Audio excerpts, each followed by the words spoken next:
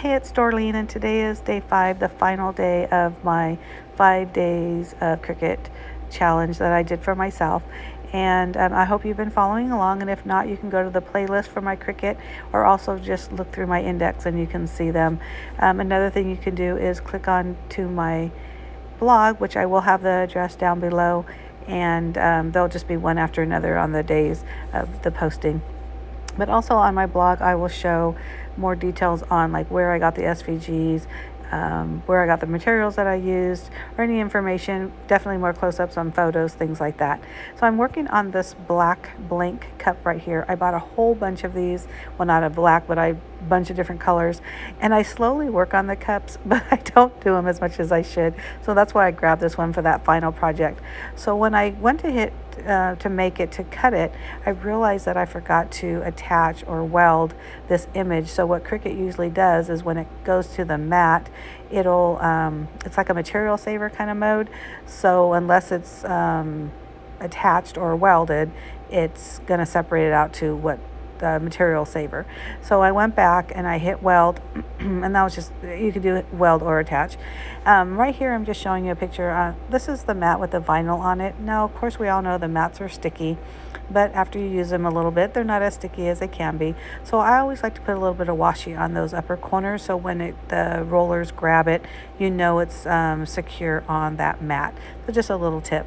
Right now I'm just doing a really quick showcase of me, and of course my head's in the way, weeding the image. It was a lot to weed. I never understand when people say, oh, I love that portion. Oh no, that's a lot, and plus it's bad on your back, so I just have to take a couple of breaks with that.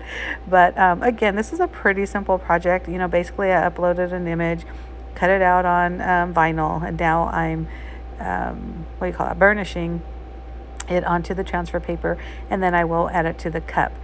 You can see on the image the cup is resting on my cup holder, and I got this idea off Instagram or something, but basically, and I'll show you a better picture of it soon, but basically it is the 2 empty vinyl rolls, the cardboard rolls, and I just wrapped it with some random pattern paper, and then it's attached on the bottom to a triangle of that exact same pattern paper, and it's all glued on there, and it just creates a cradle for your cups to sit on. And you could see me spanning out so I can show you a better look, but you see how I just have this random triangle piece on the bottom of that, and that's what holds it all together with some, I think I used tacky glue. I may have used a glue gun, a hot glue gun, but once I clean the cup off with some alcohol, and you do that just to take away some grime or grease or anything like that, and then I just pretty much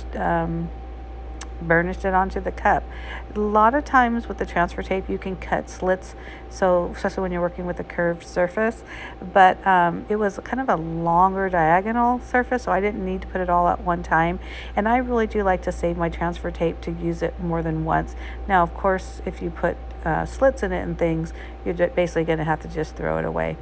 But that cup holder that I was mentioning earlier is it doesn't seem like it's very sturdy, but it can hold these plastic cups. It can also hold like glass mugs. I've done beer mugs on there. I've done coffee cups. I mean, even heavy ones. So it's a really cool tool, and you do need to have that base or something that holds the cups on there. Otherwise they can just roll around. But God, I think there's some background noise, and I apologize for that. But I hope you like this series. Please give me a thumbs up, and make sure you hit that subscribe button. Click on over to my blog for more details, and I hope to see you soon. Bye.